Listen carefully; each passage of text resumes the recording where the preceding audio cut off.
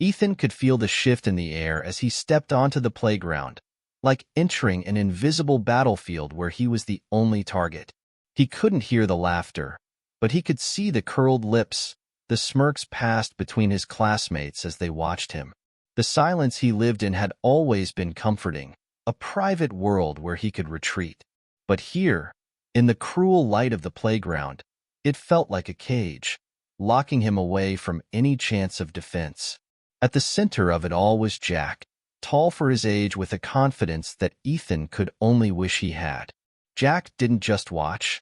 He prowled, eyes flickering from one friend to the next as he orchestrated their mocking glances and snickers. Ethan tried to keep his head down, telling himself, ignore them. It's easier that way.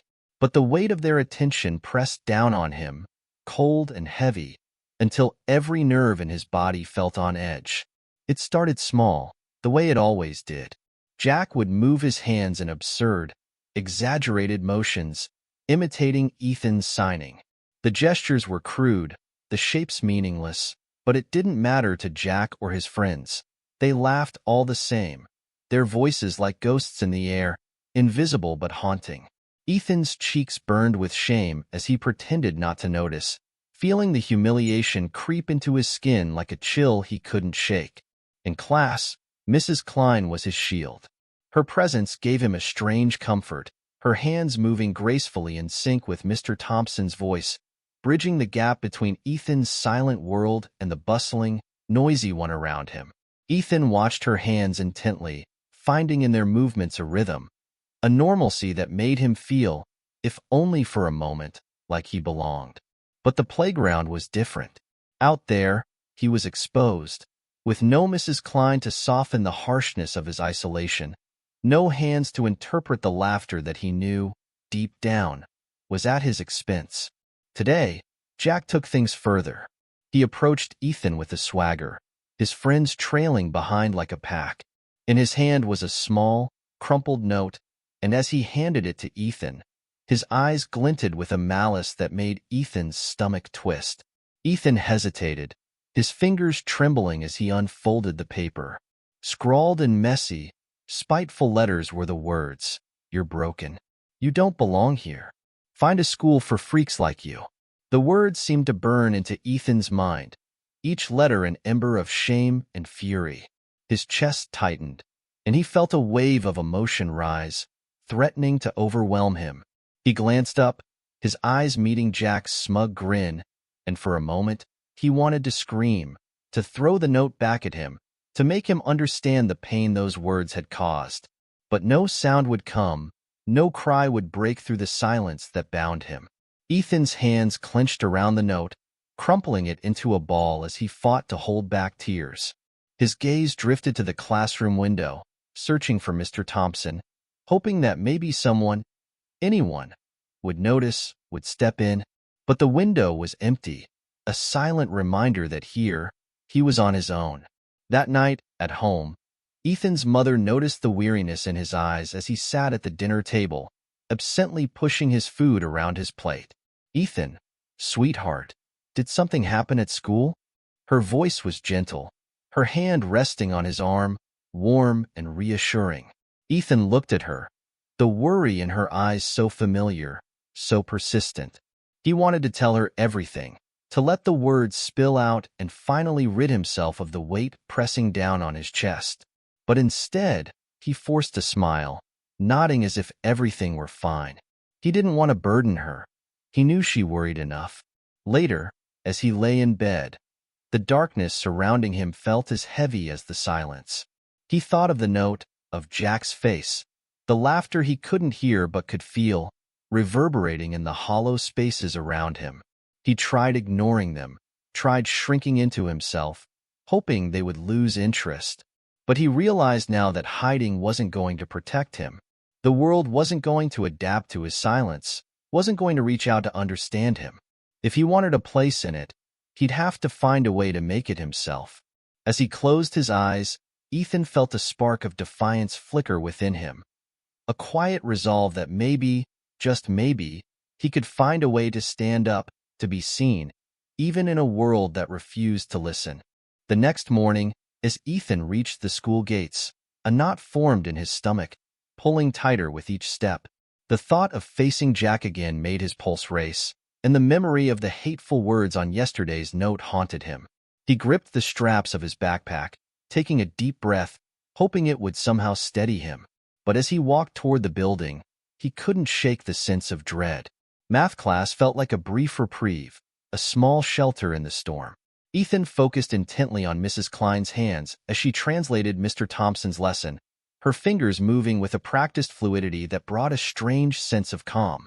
Numbers and formulas filled the chalkboard behind Mr. Thompson, and for a moment, Ethan lost himself in the familiar rhythm of learning, almost forgetting the silent hostility waiting just outside the classroom walls. When the bell rang for recess, Ethan felt his heart sink. He took his time packing his books, pretending to organize his papers, hoping to delay the inevitable. But as he stepped out into the chilly autumn air, he saw Jack leaning casually against the jungle gym, his eyes already locked onto him with that smug, taunting expression. The playground, bustling with laughter and movement, seemed to close in on Ethan, making him feel exposed, as if every pair of eyes was focused solely on him. Jack sauntered over, his footsteps deliberate and slow, with his friends trailing behind. Ethan considered walking in the opposite direction, maybe finding a quieter corner, but he knew that ignoring Jack would only provoke him further. So he stood his ground, his body tense, bracing himself for whatever was to come. "Hey, Ethan," Jack called out, exaggerating each syllable, though Ethan could only make out the shape of his lips. He added a slow, mocking wave, drawing snickers from his friends. Ethan tried to keep his gaze steady, refusing to look away, even as his cheeks flushed with embarrassment. Jack reached into his pocket and pulled out a small piece of crumpled paper. "Got another note for you," he mouthed, holding it just out of Ethan's reach, his eyes glinting with amusement. Ethan felt his stomach twist, a mix of anger and shame rising within him.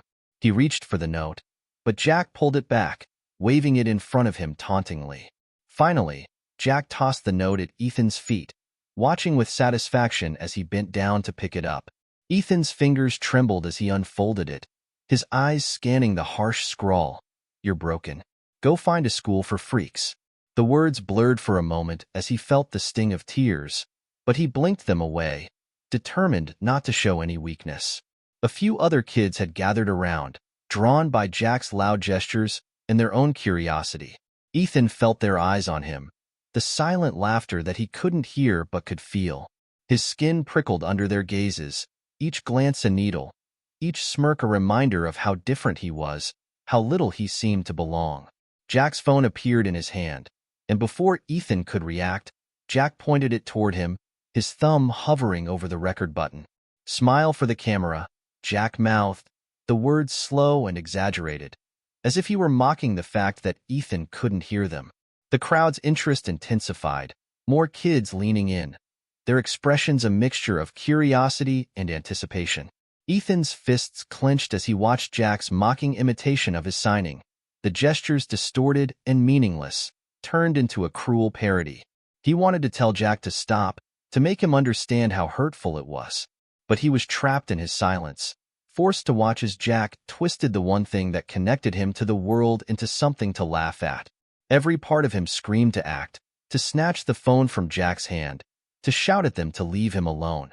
But he knew, in the pit of his stomach, that any reaction would only fuel their cruelty. The crowd grew larger, forming a loose circle around him, their expressions somewhere between amusement and indifference.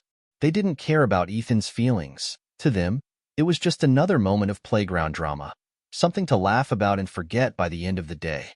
But for Ethan, it was a reminder of the isolation that clung to him like a shadow, a constant presence that he couldn't escape.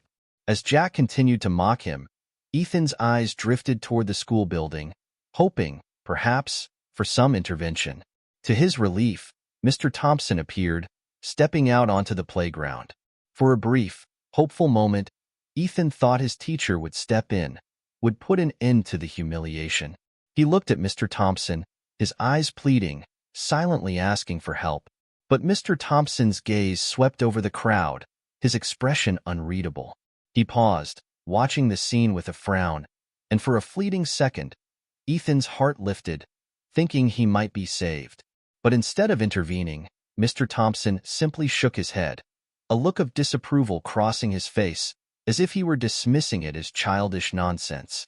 Without a word, he turned and walked back inside, leaving Ethan alone in the ring of laughter and mockery. The realization hit him like a punch to the chest, knocking the air from his lungs. He was alone. No one would come to his aid, not his classmates, not his teachers. The world was a silent, unfeeling place that expected him to bear his pain quietly, without complaint. He felt something break inside, a small, fragile hope that he'd held on to, the belief that someone would stand up for him.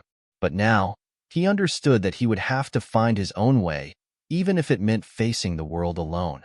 As the laughter and mocking faded around him, Ethan turned and walked away, his head held high, even as his heart felt heavier than ever.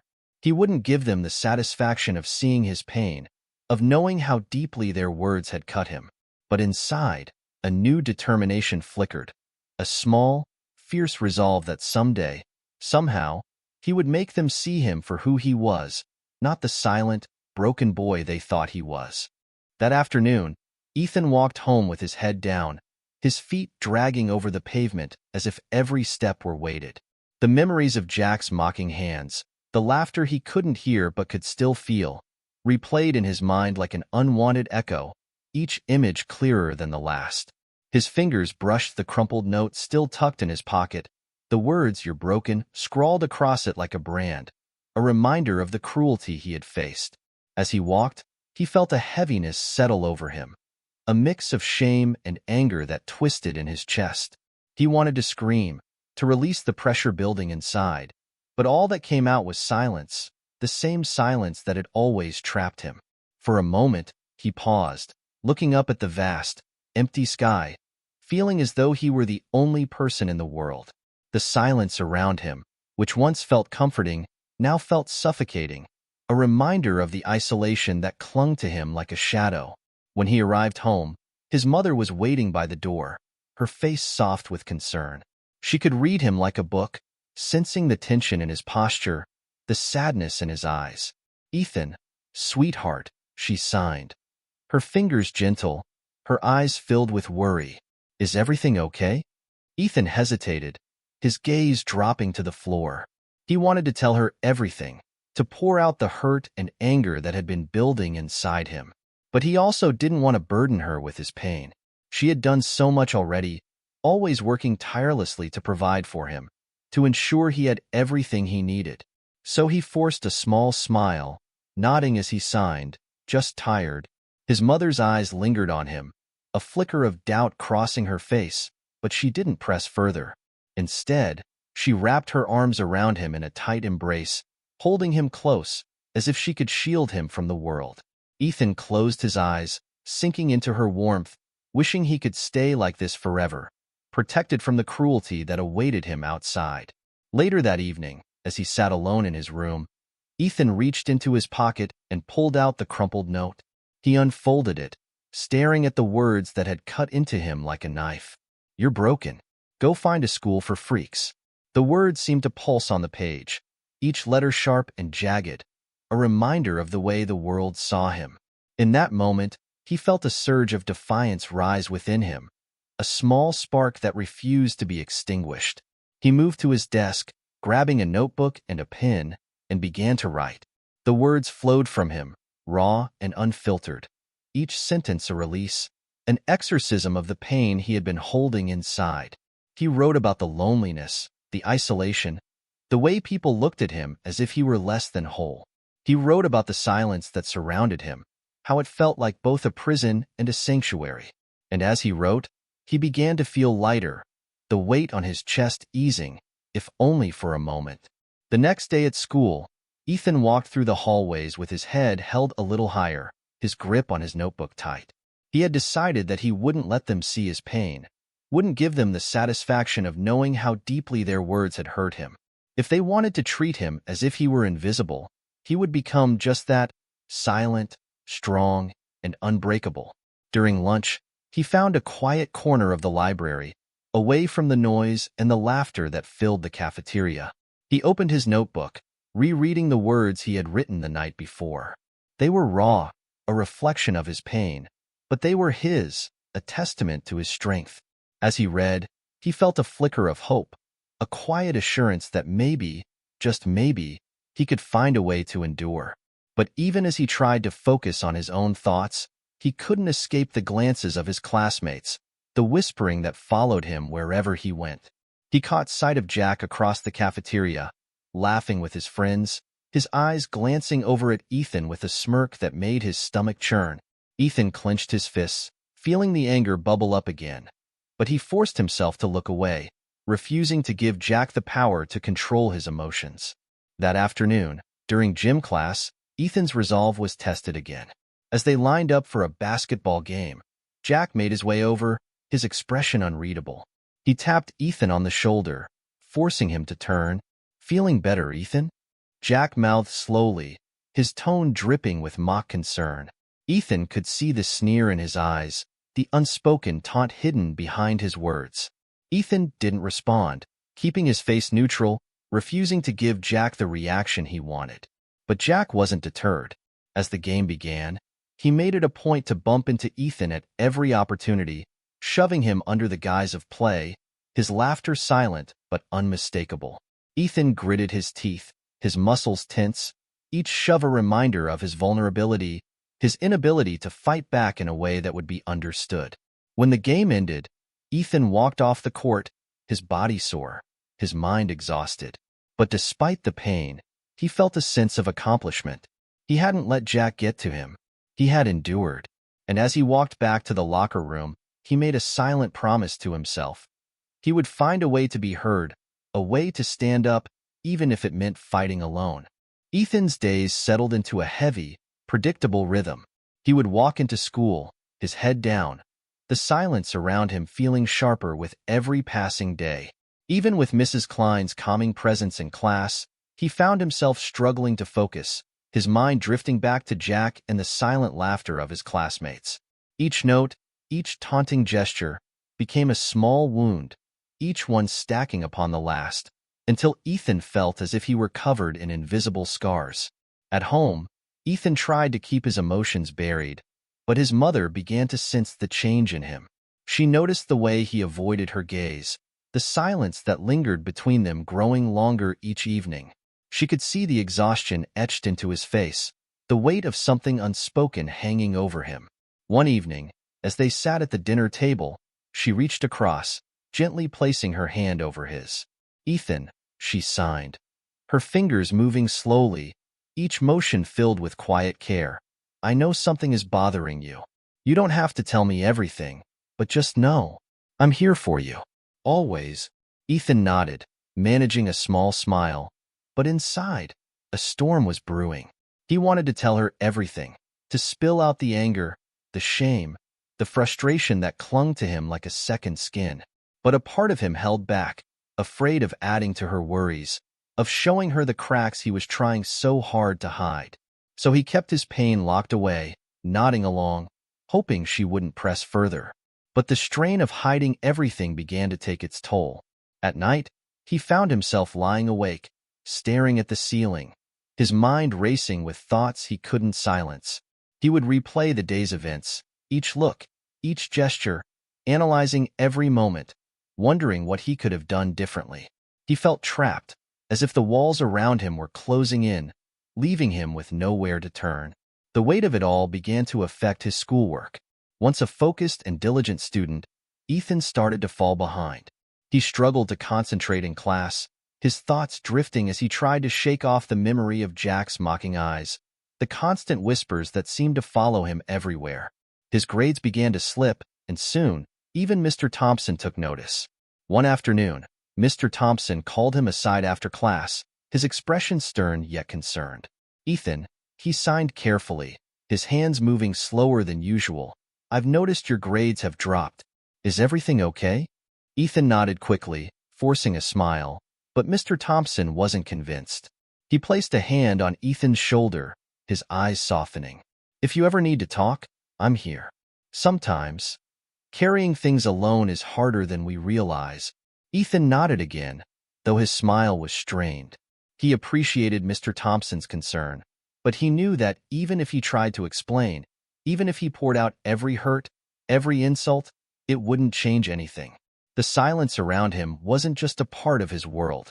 It had become a barrier, a shield that kept others out and kept his pain hidden. But the effects of the bullying extended beyond school. Ethan's best friend, Leo, who he'd known since childhood, began to sense the distance growing between them. Leo had always been a constant in Ethan's life, the one person who could make him laugh without words, who understood him without needing explanations. But lately, Ethan had been pulling away, avoiding their usual hangouts, making excuses to skip their after-school meetings. One Friday afternoon, Leo confronted him, his expression a mix of hurt and frustration. "Ethan, what's going on?" he signed, his movements sharp, his eyes searching. "You've been different, distant. Did I do something wrong?" Ethan's throat tightened, the words caught in his chest. He wanted to tell Leo everything, to let him in, but the shame held him back, weighing down his hands, making it impossible to respond. Instead, he shook his head, forcing a weak smile, signing, "It's nothing. Just school stuff." Leo's eyes narrowed, hurt flashing across his face, but he didn't push further. Instead, he simply nodded, signing back, "Okay, but if you ever need to talk, I'm here." As Leo walked away, Ethan felt a pang of guilt twist in his stomach. He knew that pushing Leo away wouldn't help, but he couldn't bring himself to burden his friend with the darkness he was carrying. The isolation he felt at school was beginning to seep into every corner of his life, creating a barrier that even his closest friends couldn't penetrate. The weekend offered little relief. At home, his mother noticed his growing withdrawal, but Ethan continued to put on a brave face, hiding behind small smiles and quick nods. He spent hours alone in his room, filling page after page in his notebook with his thoughts, his anger, his hopes. Writing became his only refuge, a place where he could be honest with himself, where he could pour out everything he couldn't say out loud. But even in his sanctuary, he couldn't escape the lingering dread that awaited him at school. Each Sunday night, he found himself lying awake, dreading the morning, knowing that Jack and his friends would be waiting, ready to pick up where they left off. And with each passing day, the silence around him grew heavier, the burden of carrying his pain alone pressing down harder, leaving him wondering how much longer he could endure. As the weeks passed, Ethan's life at school became a steady descent into dread. The playground felt less like a place for kids and more like a stage where he was forced to relive the same scenes of humiliation every day. Each morning, as he walked through the school gates, his heart would pound, his fingers instinctively tightening around the straps of his backpack. He learned to scan the crowd for Jack's familiar face, bracing himself for the taunts that had become as routine as the ringing of the school bell. Jack seemed to take pleasure in creating new ways to humiliate Ethan. It wasn't enough to mock him silently. Jack now made a point of gathering an audience, rallying other students to join in. On one particular day, as Ethan walked across the school courtyard, Jack sidled up to him, his smirk as sharp as ever. "Hey, Ethan," Jack mouthed in an exaggerated motion, his hands gesturing wildly as if attempting to communicate. The irony wasn't lost on Ethan. Jack had always ridiculed his need for sign language, yet here he was, imitating it in a distorted, mocking manner. A crowd began to form, curious eyes watching as Jack's friends joined in, each taking turns imitating Ethan's gestures, their expressions twisted into mocking smiles. Ethan felt his face heat up, the burn of humiliation spreading from his cheeks to his chest, making it hard to breathe. He tried to look away, to block out the sight of their sneering faces, but everywhere he turned, there was another pair of mocking eyes, another smirk that seemed to say, "You're different. You don't belong here." Jack held up his phone, pointing it at Ethan with a wicked glint in his eye. "Smile for the camera," he mouthed slowly, though Ethan didn't need to hear him to understand the command. The others laughed, their voices a blur of noise that filled the silence Ethan had once found comforting. Now, that silence felt like a trap, closing in around him, making him feel smaller, weaker. For a moment, Ethan considered fighting back, grabbing the phone from Jack's hand and smashing it to the ground. But he knew that any reaction would only feed their taunts, would give them another reason to laugh, to see him as less. So instead, he stood there, forcing himself to meet Jack's gaze, refusing to look away, even as his insides churned with a mix of shame and rage. That night, Ethan found himself staring at his reflection in the bathroom mirror, his face pale, his eyes rimmed with exhaustion. The image staring back at him looked like a stranger, a boy who was tired, worn down, his spirit battered by the weight of each insult, each laugh. He felt as if he were disappearing, fading into the shadows, becoming exactly what Jack wanted him to be, invisible. As he turned away from the mirror, he noticed his notebook lying open on his desk, the pages filled with the words he had poured out night after night. Writing had been his only solace, his only escape. But now, even that felt hollow, as if the words on the page were as silent as the world around him. The next day, in gym class, Ethan found himself paired with Jack for a team activity. His stomach twisted with dread as he realized what was coming. Jack wasted no time in turning the activity into another opportunity for humiliation, shoving Ethan whenever the coach wasn't looking, mouthing insults that Ethan couldn't hear but could feel in the cruel twist of Jack's mouth. As the class continued, Ethan felt his patience wear thin, the anger building inside him like a storm waiting to break. He knew he couldn't fight back, knew that any reaction would only lead to more isolation, more taunting. But the weight of his silence was suffocating, the pressure mounting with each shove, each sneer. Finally, when the class ended, Ethan walked away without looking back, his jaw clenched, his hands shaking with frustration. He couldn't keep doing this, couldn't keep letting Jack and his friends strip away his dignity piece by piece. He needed to find a way to make it stop, to reclaim the parts of himself that they were trying to take. That evening, Ethan sat down at his desk, his hands hovering over the notebook.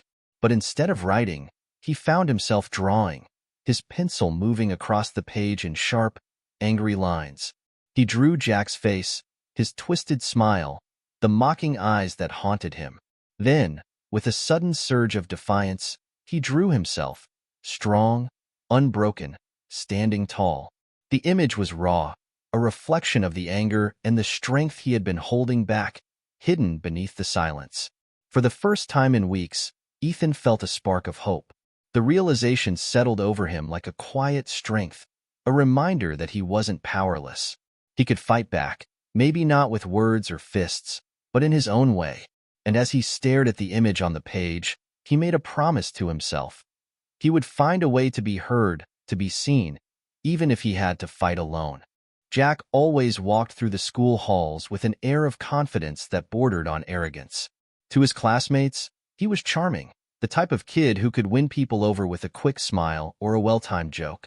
But underneath that facade was a restlessness, a need to assert his place, to maintain the image he had built for himself. At home, his life wasn't as easy as he made it seem. He had older brothers who overshadowed him, each successful in ways Jack felt he never could be. They were athletic, smart, popular, and Jack was just trying to keep up. For as long as he could remember, Jack had felt like he was living in someone else's shadow, fighting for attention, for validation. In the presence of his brothers, he was invisible, just another face at the dinner table. His parents, though kind, had high expectations, constantly comparing him to his brothers, their voices filled with subtle disappointment whenever he didn't measure up. It was this feeling of inadequacy that had begun to fester in Jack, a quiet insecurity that he tried to mask with bravado. At school, he found a way to feel powerful, to create his own place. Picking on others, finding their weaknesses and exposing them, gave him a sense of control he craved. It wasn't about cruelty, at least not at first.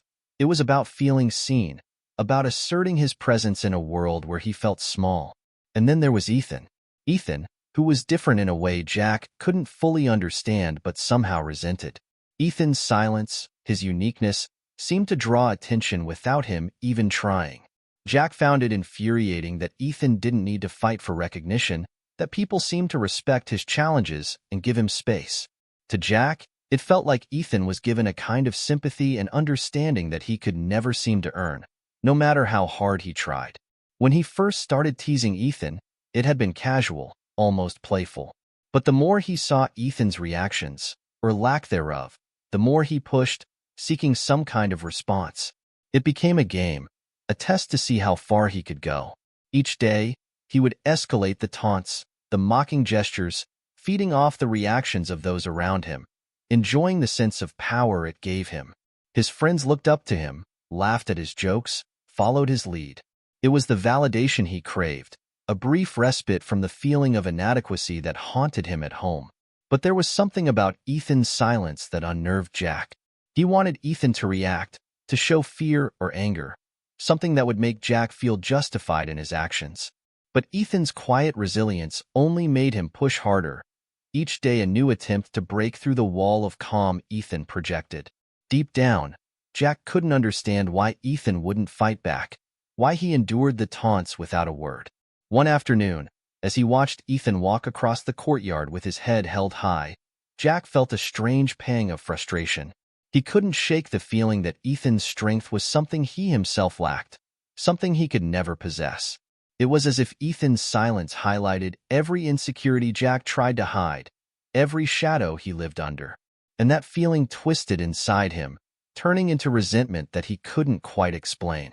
That day, Jack lingered after school, replaying the events of the day in his mind, the mocking, the laughter, the way Ethan had looked at him, strong, defiant, unbroken. For the first time, a flicker of doubt crept into Jack's mind, a quiet question he pushed down before it could grow. He was the one in control, the one who called the shots. But why, then, did he feel so small in Ethan's presence? Why did Ethan's silence make him feel as if he were the one being judged? As he walked home, Jack tried to shrug off the feeling, convincing himself that Ethan deserved it, that his silence was a weakness, not a strength. Yet, the doubt lingered, gnawing at the edges of his thoughts. And as much as he tried to ignore it, he knew that a part of him would always wonder if he was the one who had something to prove, not to his classmates, but to himself. One crisp autumn morning, as Ethan walked into the school, he felt a slight shift in his mood.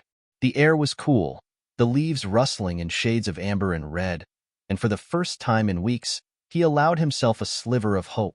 He had been drawing every night, pouring his frustrations into sketches that captured his pain, his anger, his strength. It felt good to create something, to take control of his emotions in a way he hadn't been able to before. That morning in homeroom, Mr. Thompson approached Ethan with a small smile. "I've noticed you've been drawing a lot lately," he signed carefully, his expression encouraging. "Would you like to share your art with the class? Maybe it could help others understand what you're going through." Ethan's heart leapt at the suggestion. The idea of sharing his drawings, of letting his classmates see the world through his eyes, felt like a chance to be heard.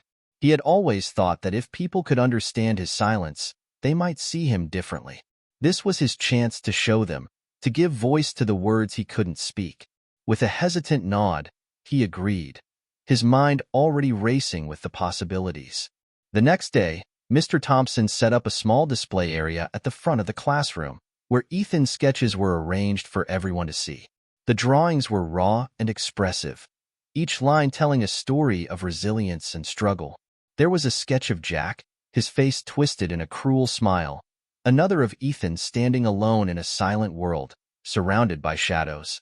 But the final drawing showed Ethan standing tall, his back straight, his gaze strong, a symbol of the inner strength he was trying so hard to hold on to. As the class filed in, Ethan's heart pounded in his chest. He watched their faces as they looked at his art, hoping that maybe, for once, they would understand. He saw a few of them exchange glances, their expressions shifting from curiosity to something else, something he dared to hope was empathy. For a brief, shining moment, he felt seen. Even Jack was quiet, his usual smirk absent as he stared at the drawings. Ethan felt a flicker of satisfaction, a sense of accomplishment that maybe, just maybe, things could be different. He allowed himself to believe that this was a turning point, that his classmates would see him in a new light. But the moment was fleeting. As lunch approached, Ethan felt a familiar dread as he stepped out onto the playground, hoping to avoid the usual taunts. But Jack was waiting, leaning against the wall with his friends, a sly smile playing on his lips. "Nice art, Ethan," Jack mouthed, his tone dripping with mock admiration. Ethan's stomach sank as he realized that the understanding he had hoped for was nowhere to be found. Jack's friends snickered, their laughter silent but unmistakable, and Ethan felt his face flush with shame. "Did you really think a few drawings would change anything?" Jack continued, his hands moving in exaggerated gestures as he mocked Ethan's signing. "You think we don't know who you are? You're still just different. Broken." The words cut deeper than any insult before. Ethan felt the weight of their laughter pressing down on him, suffocating him, each word chipping away at the small hope he had dared to hold on to. He had allowed himself to believe, to hope that maybe he could change things, that maybe his silence could be understood. But standing there, under the gaze of Jack and his friends, he felt that hope shatter, leaving behind a hollow ache that he couldn't ignore. Ethan turned away, his shoulders slumped, the weight of disappointment pressing down on him. The art that had once felt like his refuge, his strength, now felt like a burden, a reminder of the futility he felt. He walked back into the school, finding an empty corner of the library where he could be alone, away from the laughter, the mockery, the eyes that saw him as nothing more than an outsider. Sitting in the quiet, he felt the sting of tears prickling at his eyes. He had tried so hard to be strong, to endure, to make them see him for who he was. But it seemed that no matter what he did, no matter how hard he tried, he would always be the boy who didn't fit in, the one they saw as broken. As he sat there, the anger he had been trying to suppress began to rise again, stronger this time, fueled by the disappointment of his crushed hopes. He realized that he couldn't keep trying to change their perception, couldn't keep hoping for their acceptance. If he wanted to survive this, he would have to find his own way to fight, to reclaim his sense of self without relying on anyone else. For the first time, the thought crossed his mind. He didn't need them to understand him. He didn't need their sympathy, their acceptance. All he needed was the strength to keep going, to prove to himself that he was more than their taunts, their labels, their limitations. And as he sat in the quiet, his resolve hardened, a new determination settling over him. He would stop trying to be seen by those who refused to see him. Instead, he would focus on finding his own strength, his own path. He would keep drawing, keep writing, not for them, but for himself. And he would find a way to endure, even if he had to do it alone. The following days were a blur of silent tension and quiet resolve for Ethan. His disappointment over the failed attempt to reach his classmates left him feeling drained, as if a vital piece of him had been chipped away. But in the midst of this, he clung to a renewed sense of purpose. He no longer expected understanding from his peers. Instead, he focused on the things he could control, his art, his inner strength, and the small circle of people who truly cared about him. At home, his mother noticed the subtle changes in him. Ethan had always been reserved, but now there was a quiet intensity in his demeanor, a kind of determination she hadn't seen before. One evening, as they sat together after dinner, she placed a gentle hand on his shoulder, signing slowly, "You seem different lately, Ethan. Stronger. I know things have been difficult, but I see a strength in you that makes me proud." Ethan's chest tightened as he watched her hands form each word, the warmth in her gaze filling him with a comfort he hadn't felt in days. He gave a small nod, signing back, "I'm trying, Mom. It's hard, but I don't want to give up." She pulled him into a hug, her embrace a reminder that, despite the isolation he felt at school, he was not truly alone. In her quiet strength, he found a small source of resilience, a reminder that he was valued, that he mattered, even if only to a few people. The next day at school, Ethan ran into Leo, who had noticed his absence from their usual hangouts. Leo's face lit up when he saw Ethan, but his expression quickly shifted to concern as he studied his friend more closely. "Ethan, where have you been?" Leo sighed, his movements quick and anxious. "I've missed you." "We all have." Ethan felt a pang of guilt but tried to smile, signing, "Just needed some time to myself." Leo frowned, his hands still for a moment as he processed Ethan's response. "I know you're dealing with a lot, but you don't have to do it alone," he signed, his eyes soft with understanding. "We're friends. That means I'm here, no matter what." For the first time in weeks, Ethan allowed himself to truly look at Leo, seeing the sincerity in his gaze, the unspoken promise of support. Ethan's resolve had been to stand strong on his own, to prove to himself that he didn't need the acceptance of others. But here was Leo, offering something more, a true friendship, a bond that didn't require him to pretend or hide. With a hesitant nod, Ethan signed, "I don't know what I'd do without you, Leo. It's just, everything feels so heavy sometimes." Leo's face softened, his hands moving with gentle reassurance. "Then let me help carry some of that weight." "You don't have to do this alone, Ethan." They spent the afternoon together, catching up in their usual quiet way, sharing a few laughs and talking about things that had nothing to do with school or bullying. For a few hours, Ethan felt like himself again, the tension easing as he allowed himself to lean on someone else, if only for a little while. But despite the comfort he found in Leo's company, the reality of school loomed over him like a shadow. The next day, as he walked down the hallways, he felt the familiar stares, the whispers that trailed after him. Jack's presence was an ever-looming threat, and even though Ethan no longer expected anything from his classmates, the weight of their judgment still pressed down on him. In his art, Ethan channeled the feelings he couldn't put into words. His notebook had become a testament to his journey, each page filled with sketches that captured his pain, his anger, his resilience.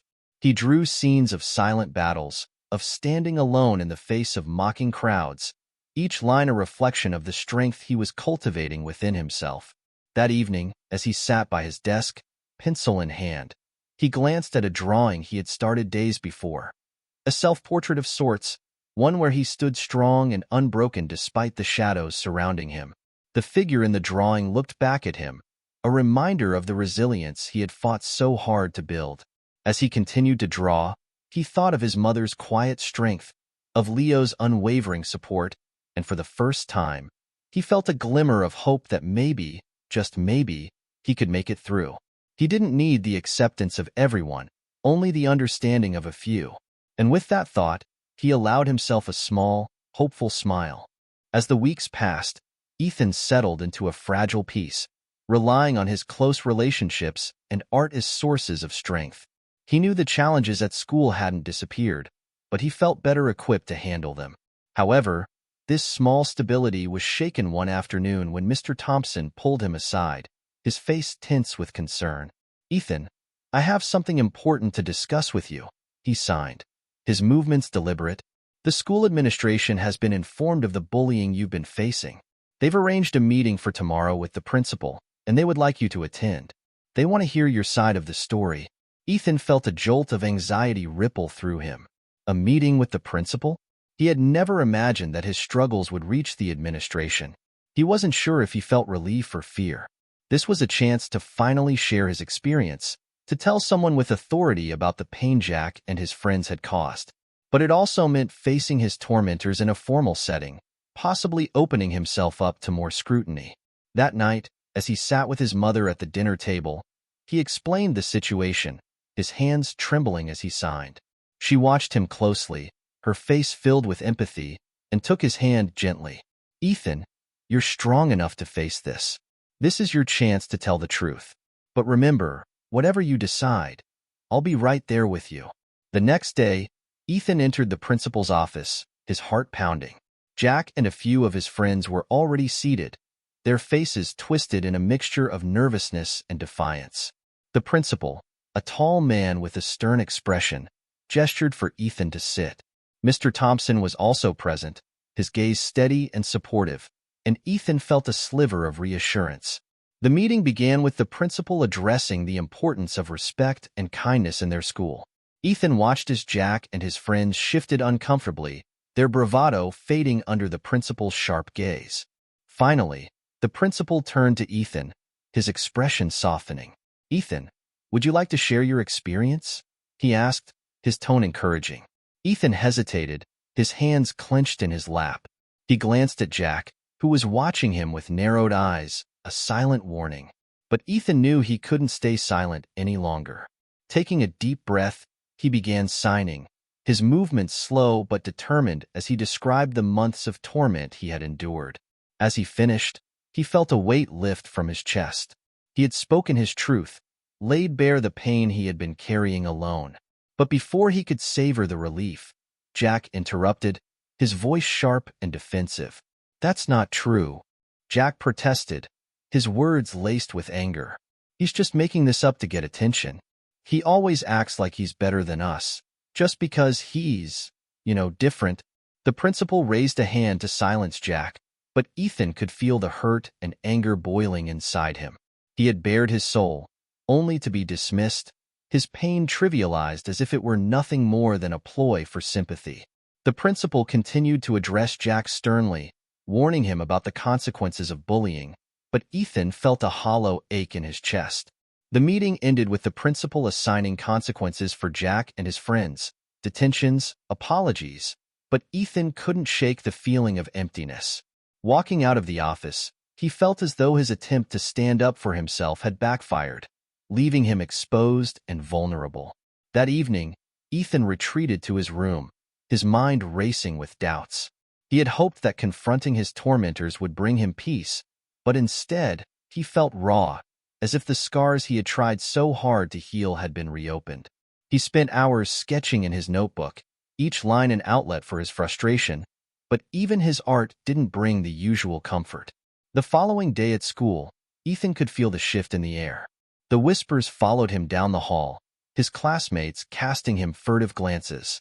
Jack's friends sneered as he passed, their smirks a reminder that, despite the consequences imposed by the principal, nothing had really changed. The isolation he had fought to overcome now felt even more oppressive, a reminder that he was, and always would be, different in their eyes. As he sat alone during lunch, Ethan felt a surge of doubt. He had tried everything, patience, resilience, honesty, but nothing seemed to bridge the gap between him and his classmates. The hope he had carefully nurtured felt distant, slipping from his grasp, leaving behind a hollow ache. For the first time, he questioned whether he could continue fighting, whether the struggle to be seen and understood was worth the pain it brought. He had given everything he had, yet it felt like he was no closer to finding peace. But as he looked down at his hands, he remembered the words of his mother and the support of Leo. He reminded himself of the promise he had made, to stand strong, even if he had to do it alone. And with that thought, he resolved to keep going, to hold on to the pieces of strength he had left, even if they felt fragile. He couldn't change the minds of those who refused to see him, but he could continue to believe in himself, to find value in his own voice, no matter how silent it might be to others. Ethan's world felt smaller after the meeting. The initial burst of courage he'd felt while sharing his story in the principal's office had faded, replaced by a gnawing sense of emptiness.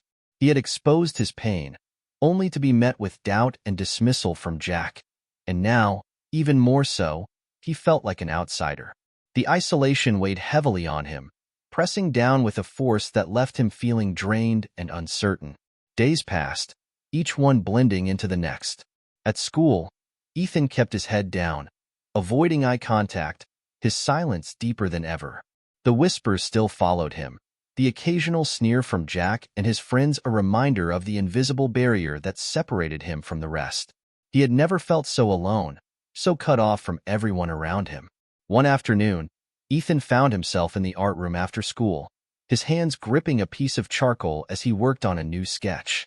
The paper before him was a chaotic swirl of dark lines, each stroke a release of the frustration and anger he couldn't express any other way. His drawings had become his only outlet, a way to pour out the emotions that felt too raw, too overwhelming to share with anyone. As he worked, he felt a presence beside him and looked up to see Leo standing there, watching him quietly.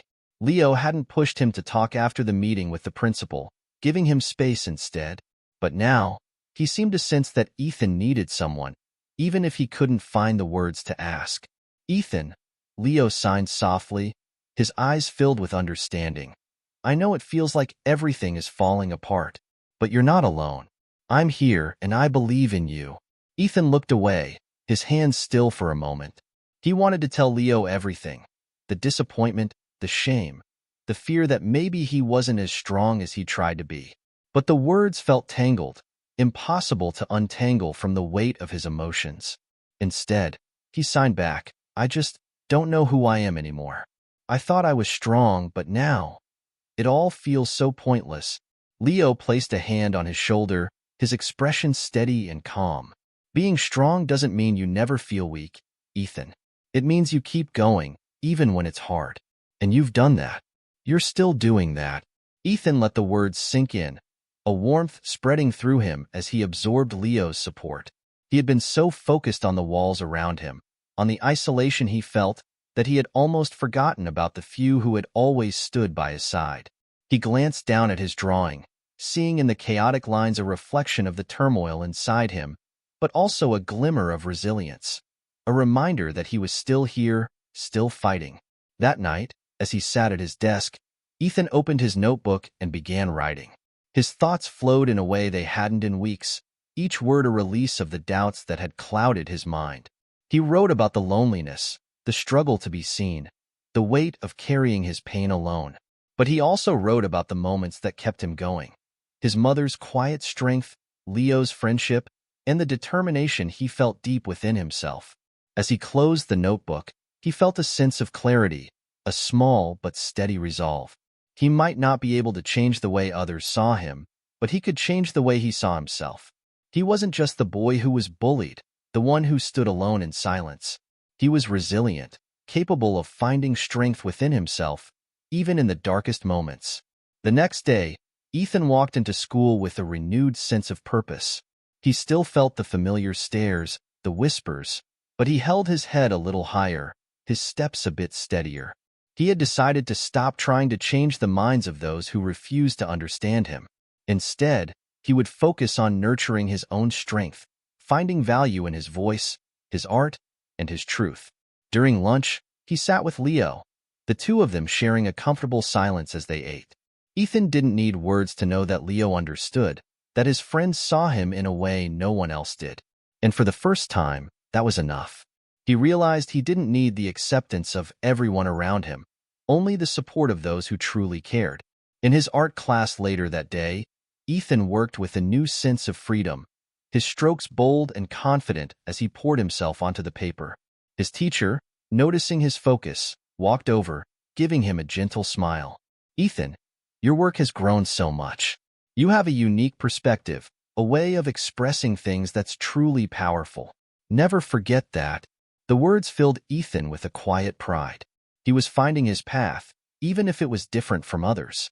He was beginning to understand that his silence, his way of seeing the world, was not a weakness but a strength, a part of who he was. And as he left school that day, he felt a peace he hadn't known before. A small but powerful belief that he could endure, that he could stand strong, even in the face of isolation. Ethan had begun to find peace in his own resilience. He focused on the things that mattered to him: his art, his family, and his friendship with Leo, choosing to pour his energy into these connections instead of the negativity around him. But Jack, sensing the shift in Ethan's demeanor, wasn't content to let him be. One afternoon, as Ethan walked through the school courtyard, he noticed Jack standing with his friends, his gaze fixed on him with an intensity that made Ethan's skin prickle. Jack's face twisted into a smirk, and he nodded to his friends before stepping into Ethan's path, blocking his way. "Hey, Ethan," Jack mouthed slowly, his hands moving in exaggerated motions. Ethan's stomach clenched, but this time, he stood his ground, his face calm, his gaze steady. He refused to let Jack see any sign of fear or discomfort. Jack's smirk faltered slightly, as if he hadn't expected Ethan's lack of reaction. Undeterred, he held up his phone, angling it so Ethan could see the screen. It was a video clip, footage of Ethan in the hallway, looking down, isolated and alone, while Jack and his friends mocked him in the background. "Do you like our little movie?" Jack mouthed, his hands gesturing mockingly as he leaned in closer. "It's going to be a hit." Ethan felt a surge of anger rise within him, the familiar urge to retreat tugging at him. But he remembered Leo's words, his mother's encouragement, and the strength he had found within himself. Taking a deep breath, he straightened his shoulders, meeting Jack's gaze with a calm he hadn't known he possessed. "You can film whatever you want," Ethan signed, his movements slow and deliberate. "It doesn't change who I am.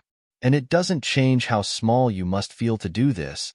Jack's expression shifted, a flash of confusion crossing his face. He hadn't expected Ethan to respond, much less to stand up for himself. For a moment, there was silence, the air between them thick with tension as Jack's friends watched, their laughter fading as they sensed the change. Ethan continued, his hands steady, his gaze unwavering. "You think bullying makes you strong, but it only shows how weak you are." His words, silent but powerful, seemed to hang in the air, each gesture filled with a quiet conviction that Jack couldn't ignore. Jack's face flushed with anger, his smirk vanishing as he took a step back, glancing at his friends for support. But they remained silent, uncertain, their expressions reflecting a hint of discomfort. Ethan's confidence had shifted the dynamic, and for the first time, Jack looked unsure, his bravado faltering. Before Jack could respond, Ethan turned and walked away, his step steady, his heart pounding but filled with a sense of triumph. He didn't need to see their reactions. He knew that he had stood his ground, that he had refused to let Jack's taunts define him. In that moment, he felt free, as if he had finally shed the weight of their judgment, embracing the strength he had built within himself. As he made his way to the art room, Ethan felt a surge of pride, a reminder of the journey he had endured to reach this point. He wasn't just the boy who had been bullied. He was the boy who had found his voice, who had learned to stand strong in the face of adversity. And as he sat down to draw, he poured that pride, that strength, into every line, creating a piece that was more than just art. It was a testament to his resilience, a symbol of the battles he had fought and won within himself. The sense of triumph Ethan had felt after standing up to Jack lingered in his mind, fueling him with a newfound confidence. He continued with his routines, drawing strength from his art and the support of his loved ones. Yet, as the days passed, he couldn't shake the feeling that something was brewing. Jack's reaction during their last encounter had left an impression, and Ethan sensed that the conflict was far from over. At school, Ethan noticed Jack watching him from across the hallway, his expression unreadable but intense. There was a tension in Jack's gaze, a simmering resentment that Ethan could feel even from a distance. It was as if Jack had been waiting, biding his time, and Ethan couldn't help but wonder what he might be planning. The quiet confidence Ethan had felt was now laced with caution, a wariness that kept him on edge. One afternoon, as he worked in the art room, he felt that familiar chill run down his spine. He glanced up to find Jack standing just outside the doorway, watching him with a look that made Ethan's stomach twist. Jack didn't say anything, didn't make a move to enter. He simply stood there, his eyes narrowed, a smirk pulling at the corners of his mouth before he turned and disappeared down the hall. Ethan tried to brush it off, telling himself that he wouldn't let Jack intimidate him. But the encounter left him feeling unsettled, a nagging sense of dread gnawing at the back of his mind. He knew Jack well enough to understand that he wasn't the type to let things go easily. Jack's pride had been wounded, and Ethan suspected that he would try to reassert his control, to remind everyone who held the power. That evening, Ethan sat alone in his room, his sketchbook open but untouched. The usual calm he found in drawing was absent, his thoughts clouded by the tension he felt at school. He had come so far, had fought so hard to find his strength, but he knew that Jack wasn't finished. There was a storm on the horizon, and Ethan could feel its presence looming closer with each passing day. The next morning, as he walked through the school corridors, Ethan noticed the stares of his classmates, the hushed whispers that followed him. There was a sense of anticipation in the air, an unspoken tension that hung over the hallways like a shadow.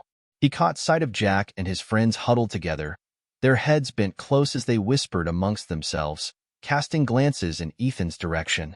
Ethan's pulse quickened, but he forced himself to keep his head high, refusing to let them see his fear. He reminded himself of the strength he had built, the resilience he had nurtured within himself. But even as he held on to that resolve, a part of him couldn't ignore the uneasy feeling that something was about to happen. During lunch, Ethan found a quiet corner in the library, hoping to find solace in the silence. He opened his notebook, intending to lose himself in his drawings, but his mind was too restless, his hand hesitating over the page. He could feel the weight of the day pressing down on him, the knowledge that Jack's silence was temporary, a calm before the inevitable storm.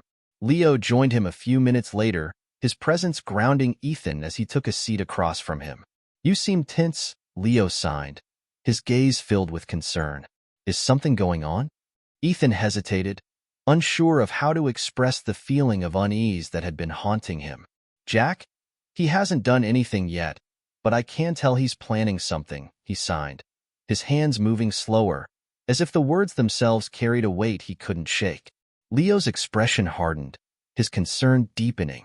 "Whatever it is, you're not facing it alone," he signed, his movements firm and reassuring. "You've come this far, Ethan. Don't let him take that away from you." Ethan nodded, drawing strength from Leo's words, but the doubt lingered. He knew that Jack was waiting for the right moment, biding his time until he could strike in a way that would hurt the most. Ethan had learned to rely on his inner strength to build himself up despite the challenges he faced, but the uncertainty gnawed at him, a reminder of the unpredictability of those who sought to tear him down. As the school day came to a close, Ethan found himself glancing over his shoulder, half expecting Jack to appear, to finally reveal whatever plan he had been concocting. But the halls remained quiet, the tension unbroken, leaving Ethan in a state of restless anticipation. That night, as he lay in bed, Ethan closed his eyes, his mind racing with thoughts of the days to come. He didn't know what Jack was planning, but he knew that he needed to be prepared, to hold on to the strength he had fought so hard to build. The journey had been long, the challenges unrelenting, but Ethan refused to let fear undo everything he had achieved. With a deep breath, he reminded himself of the promise he had made, to stay strong, to face whatever came his way, even if it meant standing alone. And as he drifted into a fitful sleep, he braced himself for the storm that awaited, determined to endure, no matter what Jack had in store.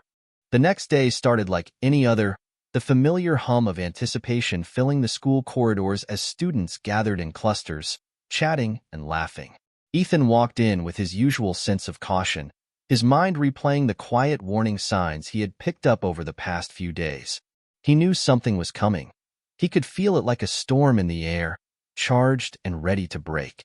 Halfway through the morning, an announcement came over the intercom. All students were to gather in the gym for a special assembly. Ethan's stomach tightened. Assemblies were rare, usually reserved for big announcements or events. He glanced around and noticed Jack and his friends exchanging smirks, their eyes flicking in his direction with a look that made his skin prickle. Whatever was about to happen, it was clear that Jack was behind it. As the students filed into the gym, Ethan found a seat near the back, hoping to avoid drawing attention. He watched as Jack and his friends moved to the front, their faces filled with anticipation. Mr. Thompson stood near the stage, looking puzzled, as if he hadn't been informed of the reason for the assembly. The principal appeared moments later, taking his place at the podium, but before he could speak, Jack stepped forward, holding his phone high. "Excuse me, Principal Williams," Jack said, his voice projecting through the gym with a confidence that made Ethan's stomach turn. "Before we start, I wanted to share something with everyone. It's a tribute of sorts." With a quick motion, Jack pressed a button on his phone, and a video began to play on the large screen at the front of the gym. Ethan's blood ran cold as he saw himself on the screen, isolated and alone, his face shadowed with the pain he had worked so hard to hide. The video cut to scenes of Jack and his friends laughing, mocking him, mimicking his signs with exaggerated gestures. The crowd grew silent, a murmur of confusion rippling through the students as they realized the nature of the video. Ethan's heart pounded, each beat echoing in his ears as the humiliation washed over him. He wanted to run, to escape the eyes that were now focused on him with a mix of pity and curiosity. But something within him refused to move, an anchor of determination that held him in place, forcing him to confront the scene unfolding before him. The principal stepped forward, his face a mask of anger, as he gestured for Jack to stop the video. "Enough. This is unacceptable," he said, his voice filled with authority. But the damage had been done. Ethan could feel the weight of the crowd's stares, the whispers that would linger long after the assembly ended. For a moment, Ethan's vision blurred, his mind filled with the urge to retreat, to let the shame swallow him whole. But then he remembered the promise he had made to himself, to stand strong, no matter what. He took a deep breath, feeling the strength he had fought so hard to build rise within him. As the principal turned to apologize, Ethan rose from his seat, his movements slow but deliberate. The gym fell silent, every eye watching him as he walked to the front, his gaze steady, his shoulders squared. He stood next to the principal, looking out at the sea of faces, and raised his hands to sign, his movements bold and clear. "I know many of you see me as different," he signed, his eyes sweeping over the crowd. "And I am. But different doesn't mean weak. It doesn't mean broken. It means I've had to learn to fight, to endure things that most of you will never understand." His voice, though silent, resonated with power, each sign a declaration of his strength. He saw the surprise in their faces, the way some of them shifted uncomfortably, realizing the depth of the pain they had witnessed. Turning to Jack, Ethan signed. "You thought you could break me with your words, with your actions. But all you did was make me stronger. And I hope one day you find the courage to face yourself, to understand why you feel the need to tear others down." The room was utterly silent, the weight of his words settling over the students like a wave. For the first time, Jack looked uncertain, his confidence shaken as he met Ethan's unwavering gaze. There was no anger in Ethan's expression, only a quiet strength that seemed to strip Jack of his bravado, leaving him exposed in a way he had never expected. The principal placed a hand on Ethan's shoulder, his expression filled with respect.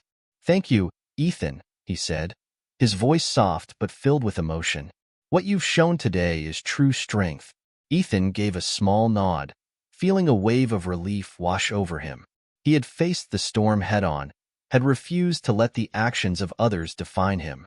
As he left the gym, he felt lighter, as if he had shed the weight of their judgment, embracing the person he had become. In the hallway, Leo was waiting, a proud smile on his face as he clapped Ethan on the shoulder. "You did it," he signed, his hands moving quickly with excitement. "You showed them who you really are." Ethan smiled back, feeling a warmth spread through him as he realized that he had finally found his voice. Not in words, but in his actions, in his strength. He had faced his greatest challenge and emerged not only unbroken but stronger, more resilient than ever. In the days following the assembly, the atmosphere at school shifted in ways Ethan hadn't expected. He walked through the hallways feeling lighter, his steps more confident, his head held high. Where there had once been stares and whispers, there was now a quiet respect in the way his classmates looked at him. Some nodded in acknowledgement as he passed. Others offered small smiles, gestures that, while subtle, felt like a world of difference. Ethan noticed that even the teachers seemed to treat him differently. Mr. Thompson, who had always been supportive, gave him a proud nod each time their paths crossed, his smile warm with approval. And during art class, his teacher praised his latest work, commenting on the strength and resilience that radiated from his pieces. But perhaps the most unexpected change was the way some of his classmates began to approach him. A few students, ones he barely knew, came up to him in the cafeteria or between classes, hesitantly signing short phrases of encouragement or simply offering a thumbs up. One girl, who had never spoken to him before, signed, "You're brave," her hands shaky but sincere. Ethan felt a surge of gratitude for these small acts of kindness, each one a reminder that his voice, though silent, had finally been heard. Jack, on the other hand, kept his distance. Gone was the smirk, the arrogant confidence that had once marked his every step. He avoided Ethan's gaze, his posture tense, his face flushed whenever their paths crossed. Ethan could see the shame and discomfort in Jack's expression, the way he now walked through the school as if burdened by a weight he couldn't escape. Ethan felt a sense of closure, a quiet peace knowing that he no longer needed Jack's approval, nor feared his cruelty. He had risen above it, finding strength in his resilience and the support of those who truly cared. At home, his mother noticed the change in him immediately. She watched him with quiet pride, her eyes misting as he recounted the events of the assembly. Ethan had never seen her look so relieved, so at peace. She hugged him tightly, her embrace filled with the silent understanding they had always shared. "I knew you were strong, Ethan," she signed, her hands moving with gentle certainty. "But seeing you stand up for yourself like that, it makes me prouder than words can say." Ethan smiled, his heart swelling with gratitude for her unwavering support. He knew that he couldn't have made it through without her, without Leo, and without the small but powerful community that had stood by him in his quiet struggle. Their belief in him had helped him believe in himself, giving him the strength to face his fears and assert his voice. The days passed, and Ethan continued to grow into the person he had always wanted to be, resilient, confident, and proud of his differences. His art flourished, each piece a testament to the journey he had endured, each line filled with the lessons he had learned. He found himself drawing not just for himself, but for others who might see his work and find inspiration in his story, a reminder that they, too, could overcome. One afternoon, as he sat with Leo in the library, a few younger students approached, looking nervous but curious. They glanced at each other before one of them finally stepped forward, her gaze shy as she signed, "I wanted to say, thank you for showing us that it's okay to be different." Ethan's heart warmed, and he nodded, signing back, "Thank you for saying that. It means a lot." The small group of students lingered for a moment, their faces bright with admiration before they walked away, leaving Ethan and Leo in a comfortable silence. Leo turned to him, grinning. "Looks like you're a bit of a hero now," he signed, his eyes gleaming with pride. Ethan laughed, feeling a lightness he hadn't known in a long time. "I'm just me," he signed back, smiling. "But maybe that's enough." As they walked out of the library together, Ethan felt a renewed sense of purpose. He had faced the darkest parts of himself and come out stronger, learning that his worth wasn't defined by the opinions of others. He knew there would still be challenges, moments of doubt, but he had discovered the strength within himself to overcome them. In the end, Ethan had found not only his voice but his place, a place built on resilience, acceptance, and the quiet power of being true to himself. And for the first time, he walked through the world with the certainty that he was exactly who he was meant to be. Ethan sat in his room one quiet evening, the glow of his desk lamp casting soft light over his latest sketch. The drawing depicted a lone figure standing in a vast, open space, surrounded by shadows but bathed in a ray of light that pierced through the darkness. He had spent hours perfecting each line, every detail and expression of the resilience he had built over the past months. This piece, more than any other, felt like a part of him, a tribute to the journey he had endured and the strength he had discovered within himself. As he set down his pencil, he found himself reflecting on how far he had come. He thought back to the days when the silence around him had felt like a prison, each stare, each whispered taunt a reminder of his isolation. But through the support of those who believed in him, his mother, Leo, and even his teachers, he had found a way to embrace his uniqueness, to redefine his silence not as a weakness, but as a source of strength. He remembered the younger students who had approached him, their shy gratitude a reminder that his actions had resonated beyond his own struggles. The thought filled him with a quiet sense of purpose, an idea taking shape in his mind, clear and certain. The next day, he brought it up with Leo as they walked together after school. "I've been thinking," he signed, pausing as he considered how to explain his idea. "What if there was a place for people like us? Somewhere to talk, to support each other?" Leo's eyes lit up, his expression filled with enthusiasm. "You mean like a club? For anyone who feels alone, different?" Ethan nodded, feeling a surge of excitement. "Yes, a club where we can share stories, talk about things people don't usually understand. We could use art, sign language, any way to express ourselves." Leo grinned, his hands moving quickly with excitement. "That's a great idea, Ethan. I bet there are so many people who need a space like that. People who feel like they don't fit in. They'll know they're not alone." With Leo's encouragement, Ethan presented his idea to the principal, who listened with interest and quickly offered his support. Within weeks, the new club was officially established, open to anyone who wanted a safe, supportive space to share their experiences. Ethan designed posters with sketches that captured the essence of the club, a place for expression, for connection, and for understanding. As the club meetings began, Ethan was surprised by the number of students who showed up. There were kids from all grades, each with their own stories of feeling misunderstood, isolated, or simply different. Some shared through art, others through sign language, poetry, or simply sitting in the quiet company of those who understood. It became a refuge, a space where silence wasn't a barrier but a bridge, connecting them in ways words never could. Ethan found himself thriving in this new role. He led discussions, offered support, and watched as friendships formed among students who had once felt as isolated as he had. In helping others, he felt a healing within himself, the final piece of closure he hadn't realized he needed. His struggles had transformed into something meaningful, a source of hope for others navigating their own challenges. One day, as Ethan sat with Leo after a meeting, watching their new friends laugh and connect, he felt an overwhelming sense of gratitude. His journey had been painful, filled with moments of doubt and despair, but it had led him here, to a place where he could make a difference. As they walked home together, Leo turned to him, signing, "You've really created something special, Ethan. I'm proud of you." Ethan smiled, feeling the truth of Leo's words settle within him. "Thank you, Leo. I couldn't have done it without you, or without everyone who believed in me." And as they continued on their way, Ethan realized that he no longer needed the acceptance of the world to feel complete. He had built something real, something that would outlast the pain, turning his silence into a legacy of resilience, compassion, and understanding. Months had passed since Ethan had founded the club, and it had become a central part of his life at school. Each meeting brought new faces, new stories, and fresh reminders of how important it was to have a place where everyone could be heard, understood, and valued.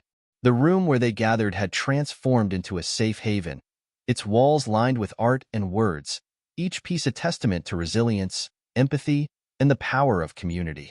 Ethan sat one afternoon, looking around the room filled with laughter and quiet conversation. He could see students sharing their art, signing to each other, and connecting in ways that words couldn't always capture. It was a place where silence spoke volumes, where difference was celebrated, and where every story mattered. For Ethan, the club had become more than just a group. It was a symbol of his journey, a tangible reminder of the strength he had built and the change he had inspired. His heart swelled with pride each time he saw someone walk through the door with that same hesitancy he had once felt, only to see them open up and find their own place in the community he had helped to create.